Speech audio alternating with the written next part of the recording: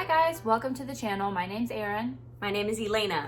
And today we're doing something a little different. It's the start of a new year. We are all trying to Be our best selves. be our best selves.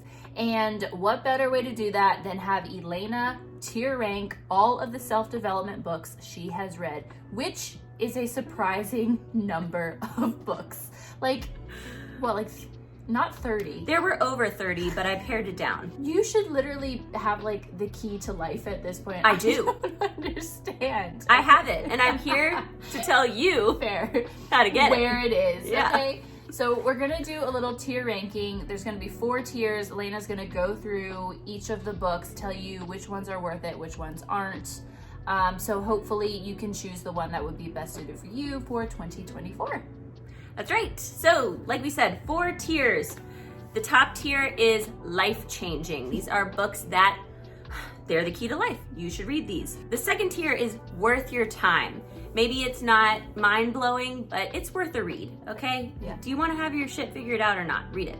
The third category is a nugget or two. It's like, there's a nugget or two. There's spots of brilliance, A lot of fluff. but you gotta sift through to get it. Yeah. Yeah, that makes sense. And then the lowest tier is trash. Trash, hot, garbage trash. It goes from moments of brilliance to pure trash. Yeah. There's nothing no in between. Okay, that kind of makes sense Right? for self-development. Yeah. I'm gonna use this as my own personal form of therapy. So let's see if it's helpful for me. Let's see if I can fix Erin. Okay, the first book up is Maybe You Should Talk to Someone by Lori Gottlieb. I've heard of this one. Yeah, it's quite popular. It's Yeah. relatively new. Yeah. As a big personal proponent of therapy, I love therapy. I thought I was going to love this book. Trash. Oh, really? Straight trash. I didn't know that. Straight up trash. Do not read this book. Why? The author of this book is a 40-year-old therapist herself who starts therapy because her boyfriend of 2 years dumped her, and she calls him a sociopath because he Didn't like her. doesn't want kids. Oh. Sociopath. He dumped me. He's a sociopath.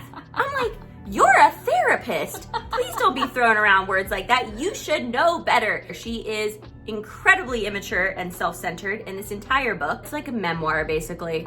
She's realizing she should talk to someone. Okay. She also tells stories about her patients that made me very uncomfortable. Like the idea that my therapist might be thinking these judgmental things about me. Yeah. No. That's like your worst fear. Isn't Yeah, it? like you don't want your therapist judging you And then putting it in a book. and then writing it in a book. Yeah. God, it's trash. All right, the next one is 10% Happier by Dan Harris. This book is one of the nuggets. Okay. It's basically a memoir. It's not really self-development. That said, it's pretty entertaining. Dan Harris is a solid writer. I was into it, but mainly the book is about meditation and his discovery of meditation. I like that. So what, he's saying you can be 10% happier if Yes. you learn how to meditate? Mm-hmm. I'm into that. Yeah, I found that yeah. appealing. Okay. And I definitely believe in meditation, and I think meditation can be very helpful. However, it does not work for me. It's the narcolepsy. Oh, of course. When I meditate, I fall asleep. Without question, every single time, I will fall asleep. I cannot lay down quietly with my eyes shut. I have narcolepsy.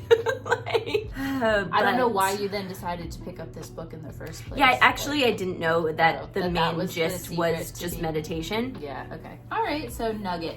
Yep. The next book is Set Boundaries, Find Peace by Nedra Glover Tawwab. I might be mispronouncing her name. If so, I'm very embarrassed. Sorry. But this book is good. This is worth your time. If you struggle with setting boundaries and holding boundaries, I definitely think that this book is worth a read.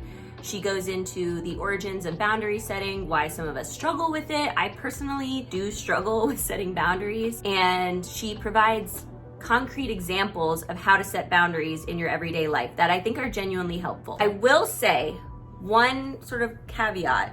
She also talks a lot about holding personal boundaries with yourself. And she makes a lot of claims that I kind of don't agree with. Like, she blames a lot of addiction issues on boundary setting. Oh, okay. And I just sort of feel like there's sometimes more to it than Something that. going on. Yeah, more going on. Okay. Okay. The next one is kind of similar. It's called Dopamine Nation by Anna Lembke. You may have seen this one running around too, like if you're a Huberman Lab person, which I am. Yeah, although I've kind of gone off him lately, but that's a story for a different day. Yeah, you know. Yeah, he's had in the beginning I was like... controversial people on. Yes, and he had her on. And this book, I'm going to put it in the nuggets category because while I do agree that a lot of us struggle with a dopamine addiction from things like social media and having access to our phones all the time, and I also appreciate she gives you a walkthrough of a dopamine detox that I think can be genuinely helpful for a lot of us. However, she's also kind of judgy. It's almost like the author is ignoring very real systemic issues that could be at play in these scenarios and just blaming everything on personal responsibility. And that's just not my personal philosophy. She also equates a severe drug addiction to her enjoyment of romance novels. And as my fellow booktubers know, those do not equate. Yeah, like she says she was addicted to romance novels. She compares it to a substance abuse addiction because both give you dopamine. Okay. What kind of romance novel? Like, what was she reading exactly? Good point, because there's some stuff out there that, you know, maybe it's comparable, but so yeah, couple nuggets, but mostly meh. Not great. The next book is Healthy as by Oonagh Duncan. Straight trash. Hated it. Do not read this book unless you want an eating disorder. Really? That's all I'm going to say. Okay, now we have Storyworthy by Matthew Dix.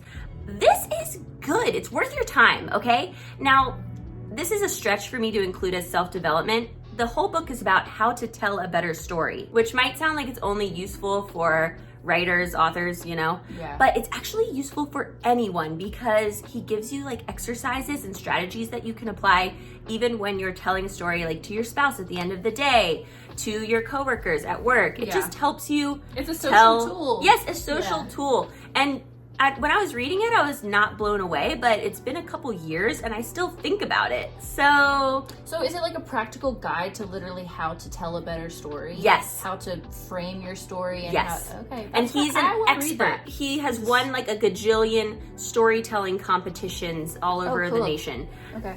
That was a bad explanation. If he ever watches this, he's going to be like, really? That's how you're describing me? We like your book, though. I really liked it. And he tells his own stories throughout the book, like as examples, and they're good. And I'm like, yeah, I want to tell a story. He makes boring things sound interesting, and we all need a little bit of that. So I'll read that. Worth your time. That's probably the first one you've mentioned that I actually want to read. At this rate, we're never going to fix her. Okay, next book we have Burnout, The Secret to Unlocking the Stress Cycle by Amelia and Emily Nagosk. They are sisters. With 2 E names. Yeah. Sweet. I hope you liked it. I did like it. Okay. It's about burnout and like how to avoid getting burnout. I read this a couple years ago. I've gotten burnt out several times since then, so it is not a cure-all. It does provide actionable advice for how to complete the stress cycle to stop burnout, and I do think that the advice works if you take it. And we all should. Is it like reasonable and manageable things to do? Yes, and it's things that I didn't think of, like doing something creative. You gotta read it, okay? Just read it. But I will say this, the tone of the book is very like unprofessional and kind of gossip girly. And I know that's gonna turn off some readers. Like it's very girl. Yeah. And it's like kind of, sometimes you're like, all right. It's a little off-putting. If you're an expert, could you talk like an expert, please? And especially like with burnout. Yes. I will say they do go into how burnout affects women differently than men. And there's a lot of talk of emotional labor and the mental load. So I think that some people that read this book rated it poorly because they are not on board with the emancipation of women. A little bit. Like, you know, there are a lot of people out there that don't want to admit that women have been carrying this heavy burden for a long, long time and we're getting burnt out. But they are very clearly like heavy feminists, which I enjoy. So, I'm saying this is worth your time. Have we had any that are life changers? There's only gonna be a couple life changers, guys. That makes them more legit. Yeah, not every self-development book is gonna change your life, all right? So why have you read so many? I'm always looking for that one. Have you tried the Bible? Okay, the next one is Sleep Smarter by Shawn Stevenson. I'm gonna kind of like lump together all of these sleep books. I have read many. I read a lot of books like this because I have narcolepsy, so I'm always, I don't know, I'm trying to find the code. Yeah, I'm like, this book's gonna cure me. I don't know. I mean, they never do. Oftentimes they don't even include the word narcolepsy. I was gonna say, they probably don't even pretend They're for to. normal people. But I keep reading them anyway, and I do think that sleep hygiene makes a difference for me personally and would make a difference for many people. I will say this book has, like, read the titles of each chapter. You're good. You don't need the rest, okay? Because it gives you 12 tips to improve your sleep hygiene. If you are a Huberman Lab watcher / consumer, you know all of these. Okay. Google Huberman Lab sleep protocol. You're good, okay? So I'm gonna rate this nugget. Yeah, it didn't cure my narcolepsy, so trash. Okay, we have Personality Isn't Permanent by Benjamin P. Hardy. Cool title, right? Yeah. Good concept. Your Never heard of it. personality is not permanent. You can talk about this all the change. time, Yes, yeah. yes. Okay. I find this to be a really cool idea, a really comforting thought. It's Yeah. good to know that you're not stuck being the person you were when you were 8 years old. Right. Or 18. Right. And that change is inevitable. You know, you can do it on purpose, but it's also gonna happen without you even trying. Isn't that cool? Like, I think Very that's cool. I feel like there's a There you go. You're good.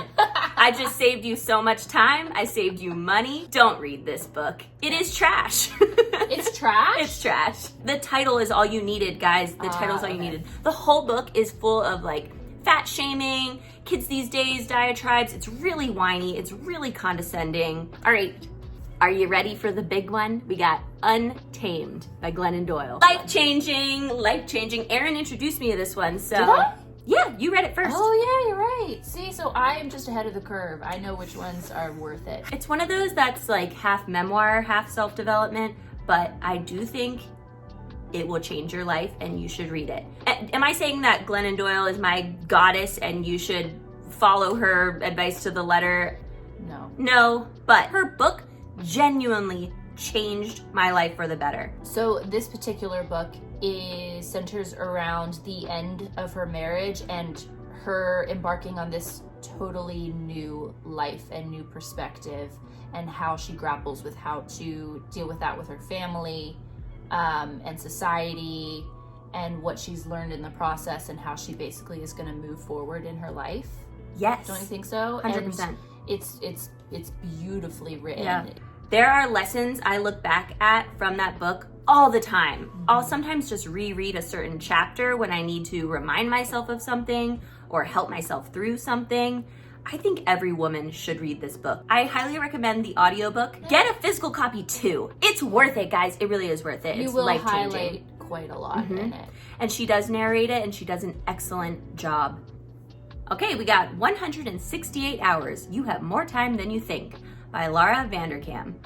Notice how you rolled your eyes when I just said the title? I'm just bad at math. Like, what is 168 hours? I think it's like the hours in a to? week. Okay. I don't know. Listen, math is not my strong suit, but this book sucked. It's trash. Really? It's trash. She literally tells you that if you have time management issues, you should hire a housekeeper. No, duh. Oh, is this the one where she's like, only spend time on the things? That you truly That you love truly and love. that like Yeah, bring yeah. back dividends or whatever. And will like outsource the rest? Okay, that's like a very elitist. And So privileged. Yeah. Just privileged white woman, privilege. All right, look. Okay. The next one's funny to me. The next book is The 5-Second Rule by Mel Robbins. Look, the concept is dumb. It did not need to be a whole book. It should have been a blog post. And Mel Robbins is kind of cringy. Yeah. But damn it, it does work. What is Basically, whenever you feel resistance to doing something that you know you should do, count backwards from 5, and when you get to 1, do it. And it sounds so dumb. It's like, yeah, obviously do it. But I don't know, there is something psychological about it. It doesn't work every single time, but I would say it works 8 out of 10 times. One of the most common scenarios in which I will use this rule is when I wake up in the morning and I don't want to get out of bed. It's usually because it's cold and I don't want to get up and be in the cold air. But counting backwards from 5, most of the time it will make me get up. So what, you're just like, all right, I'm gonna count back from 5, and when I get to 1, I have to get out of bed. Yes. And then you just do it. Yeah. Why? Because you feel like too guilty if you don't do it? Because you're like, this is stupid. Just get up. Just get up. You know? I can't imagine how that would be a whole book, though. I know. And she argues that there's a psychological thing of like rocket ships counting down, 5, 4, 3, blast up, Okay. Which I don't know, but something works, something about it works. So what is this one then? So the thing is, I'm gonna put it in nuggets, but I kind of want to put it in worth your time, but if I'm being honest with myself, it's a nugget. Fair. Okay. I'm gonna have to straight up read the title of the next one off of my page because it's long and I'm gonna mess it up if I don't. The book is The Year of Less: How I Stopped Shopping, Gave Away My Belongings, and Discovered Life is Worth More Than Anything You Can Buy in a Store by Cait Flanders. Done less with that title. This book is about a year-long no-buy. It's more memoir style than self-development. I liked it though. I actually don't know what category to put this in. It's a fun read. It made me want to go on a no-buy. Did I go on a no-buy? No. You've done it before. I have done no-buys, but not a year. For a year. God. But it's inspirational how she does it, and she makes it sound fun, like a challenge, like a fun, exciting adventure. Stay tuned for our book haul. Yeah. I'm putting it in worth your time. Yeah, I enjoyed it. In the age of consumerism, I think it would be very worth all of our times. I will read that. She does talk about how shopping is used to self-soothe, and she talks about how she overcame that, and I did think that was very helpful. I should probably revisit that. Okay, I've got a couple habit formation books, and I am going to talk about them separately, and I'm going to tell them to you in the order I think you should read them. All right, if you want to get into habit formation, which is a topic I find fascinating, this is one of my favorite avenues of self-development, the one I think you should start with is The Power of Habit by Charles Duhigg. This is a good one to start with because it's more about the science of habit formation and its applications throughout history. It's fascinating. I still think about the anecdotes from this book. It's so cool, and he goes into the scientific side of it, experiments all detailed out. You got your citations in there. As a librarian, I love to see citations. Yeah, that's cool. How did they market Febreze? Did you know when they made Febreze, nobody liked Febreze at first until they applied the science of habit formation? What? You've lost me completely. Okay. Read it. It's cool. Okay. He does provide some actionable tips, but the other two I'm about to talk to are much more practical in application. This one is just good to start with if you've never read a habit formation book, but you want to, or you want to create better habits in your life. And he also talks about the reverse, like how to get rid of bad habits. Okay. But this is worth your time. Worth your time. Okay. Yeah. Okay, the next habit book that you should read is Atomic Habits by James Clear. Yeah, I've heard this. Yeah, this is probably the most popular, well-known habit formation book out there, and for good reason. It is excellent. Really? It is life-changing. Okay. Everyone should read it. It's very, very helpful. It's very, very actionable. Okay. I mean, he breaks it down. And the funny thing is, the whole idea of it is that you start with atomic habits. You know how atoms are tiny?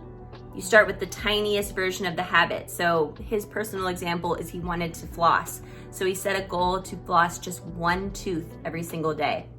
That's okay. It sounds crazy. It does sound crazy. Why don't you just say once a week?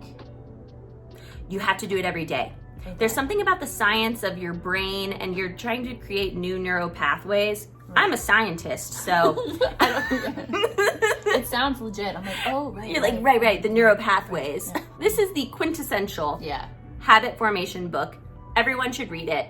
It's life-changing. I do have one more. All right. I can't believe the amount of books. You didn't know I was a self-development devotee. I'm like, I need self-help. Is this a cry for help, honestly? I do this all the time. I'm like, something's wrong with me. I need to find a book about it. The last habit book is Tiny Habits by B.J. Novak. Oh. This takes the atomic habits concept and breaks it down even further. And I found this philosophy to be so helpful. I would not start with this book. It's more like the cherry on top of your habit formation book sundae, okay? the tiny habits strategy gives you like a flow chart at the end, which is great. I love the flow chart. You can print it out and work through it yourself to give yourself a really detailed plan for how to create a new habit or break one that you don't want. It's a nugget one. Okay. Tiny habits. Yes. Okay. One more. Oh my gosh. It's not a good one though, actually. Okay. It is Elastic Habits by Stephen Guise. Maybe I messed this up for myself because I did read it last. It had a lot of repetitive information. It repeated a lot of the basic like research that all the other books had already told me 100 times. It was just a little bit like repetitive. This is your 4th habit book. I think that makes perfect sense. It's not bad though, yeah. Like, oh my gosh. Yeah, maybe that was on me. Yeah. We're gonna put I can't put it in trash. It's not trash. We'll put it in nuggets as long as you follow the suggested reading list of habit books. Yes. Okay. Yes. I do want to say one more thing about the habit books. Tiny Habits and Elastic Habits, they're kind of similar in their concept, and I do think they are particularly helpful as frameworks for someone who has chronic mental or physical health issues, because it really takes into account that your energy level and your physical ability can be different on any given day. Okay. That's all. Okay, I'm done talking about the habit books. I promise I'm done. Now let's do I Will Teach You to Be Rich by Ramit Sethi. Life-changing. Life-changing. Although we are not rich yet, but I would agree. Speak for yourself. I'm rich. I'm rich in love. That is not what this book is about. No, I agree. I've read this one and it is incredibly helpful. And I know there's a lot of finance for dummy type books basically, which I would say this is, but this one really laid it out so clearly, so non-judgmentally. Yep. Sorry, you're the one who should be. Well, you read it too. I think your perspective is helpful. Yeah. I made her read it, and I've been trying to get everybody that I know to read it. I think everyone should read it.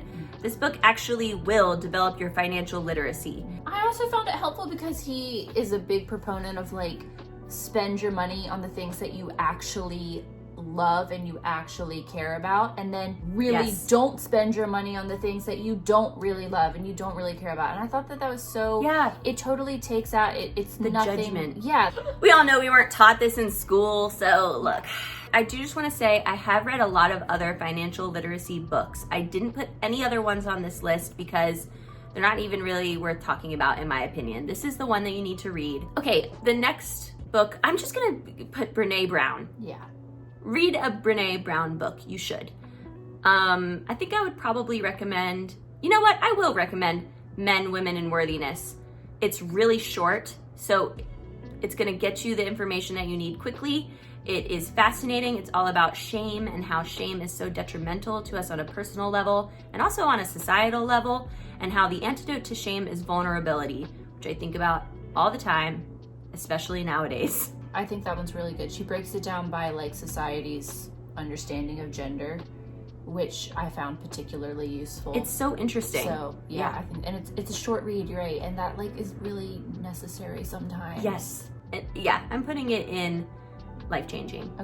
Okay, I'm like excited to talk about this. The next book is The Defining Decade by Meg J. No one has read this book.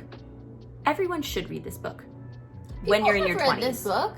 I mean, it's like not popular because it's a little bit old now, yeah. But it's not outdated, I'll tell you that. This book actually is life-changing. It changed my life, okay? When I was in my 20s, my early 20s were rough, okay? I didn't like a lot about my life at that time, and I didn't like a lot about myself, and I was struggling, okay? My early 20s. And this book changed everything. This book fixed my life. The little bit it did. The book is about how being in your 20s is a very important time. A lot of the decisions that you make in your 20s have far-reaching effects into adulthood. So it matters. It matters who you date. That was a huge takeaway for me from this book. It matters what jobs I take right now. It matters what I do with my free time. Building personal capital is important. I understand that, but doesn't that put a lot of pressure because your 20s are also so hard? Yes. Yeah, they're volatile. You don't know what's going on. You're just trying to figure yourself out. To have more pressure on you. It's true, and mistakes are inevitable, but the book goes into that too. The book talks about how there's no mistake that you can't come back from in your 20s, but you do need to come back from it. You're gonna have to do something. You're going to have to take action if you want to change your life. Okay. But she acknowledges systemic issues, trauma, abuse, you know, mental and physical disabilities. Like, there are all types of factors that can affect you. And she does go into those. But at the end of the day, what she's telling you is, you still have to care. You still have to try. It's important. It matters. It's going to affect the rest of your life. I like that. You know? Yeah, that's good. It's a good book. Everyone should read it in their 20s. In their 20s.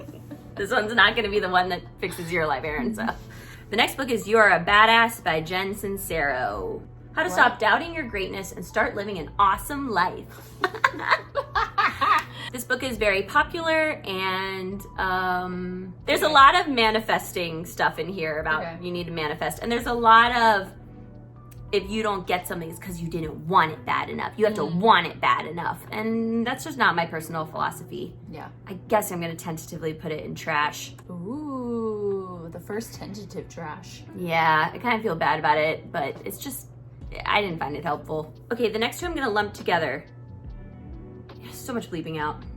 The Life-Changing Magic of Not Giving a How to Stop Spending Time You Don't Have with People You Don't Like, Doing Things You Don't Want to Do by Sarah Knight. That's one book. That's the one book? That's one book. Okay.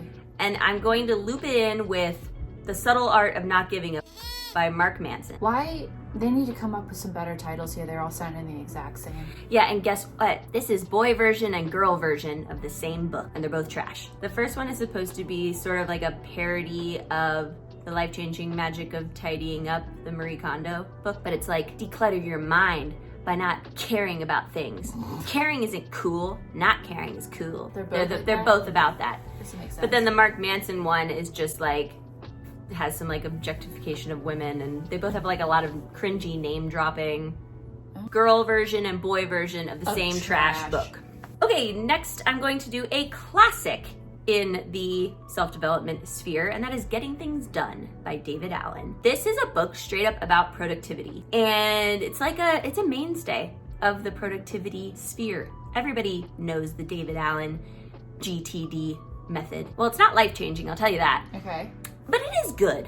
I'm gonna say, like, it's worth your read, but it's not really very fun to read. Okay, but it's helpful. But it's probably worth reading, especially if you struggle with productivity. Some big takeaways I had from this book are to write things down. Don't keep lists in your head. It's a waste of brain space. And that is a very helpful concept that I am constantly using. Oh, and also his 2-minute rule. He has a rule that if it occurs to you that something needs to be done and that thing would take 2 minutes or less, do it right then. On the flip side of that, I'm gonna talk about a new release, Feel Good Productivity by Ali Abdaal. This just came out. It's Ali Abdaal's first book.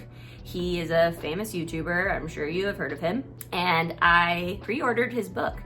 I don't even watch all of his videos, but I watch some of them and they're good, and I like him. Yeah. I like his style, his delivery. Yeah. And guess what? The book is good. It's really good. I mean, he's so smart. Yeah, he's so smart. And I don't know if I would say it's like life-changing, but it's on the life-changing end of worth your read because it's fun to read and it's not too long. There's not a lot of fluff. Yeah. And his philosophy about how productivity needs to be fun, I find that so fresh in this self-development sphere, like in this space. Nobody seems to want to say that. It's all about the grind and like make yourself do it because you gotta. And Ali Abdaal is like, actually, you're gonna be more productive if you can make it fun. Enjoying it a little. Yeah, and he gives you ideas of how to make different things fun in your life and how to remove things that are blocking you from getting things done. And the tone of the book is fun and it's an easy read. Like, it's good. We're gonna put it in worth your time, but maybe like bump it all the way to the front of the line. Yeah, okay. And we're gonna end with a doozy, and that is Girl, Wash Your Face by Rachel Hollis. Why? I can't even imagine. I've never read this, but like, why would you want to read a book with that title? I find it so annoying. It's so off-putting. It's so condescending. And that is the book. I hate this book. Really? I hate this book, and I hate Rachel Hollis. She's the biggest hypocrite I've ever read. She contradicts herself, sometimes within the same paragraph in this book. it's not just that she's annoying, although she is so annoying. This book is harmful to women. This book is harmful. Like, it is. Her opinions about dieting and body image are downright scary and problematic. Her advice about dating and what behavior to accept from a potential life partner are downright scary and problematic. Her comments on mental health, you guessed it, scary and problematic. Is she trying to say like do as I did type? She don't even know what she's trying to say. She constantly contradicts herself. She bullies other women throughout the book, even while she's telling you not to bully other women. Interesting. And she's constantly using like othering language when it comes to queer people and people of color. There's a whole chapter where she details at length how her husband treated her horrendously, just scum of the earth behavior from someone that you are dating. And she tells you, reader, I stood up for myself. She didn't, but I still married him in the end. And you're just like, what? What? I hate her. I also feel sorry for her, but mostly I hate her, and I hate this book. Okay. We have finally gotten to the end, and this is our beautiful tier of all the self-development books. I am sorry. No. Don't apologize. I was gonna be like, I'm sorry you had to watch this. Don't be worried about Elaina. If you have watched this entire thing and you're thinking, these are too many self-development books for one person to feasibly read in their lifetime. It's been spread out over years, okay? She has a good therapist, a good support system. She's okay. But this is actually very helpful though, because there's a lot of fluff out there, and it's good to know what's worth your time and what is trash. If there's a book on being addicted to self-development books that Elaina could pick up, please let us know. I'll read in the comments. I'll give it a go.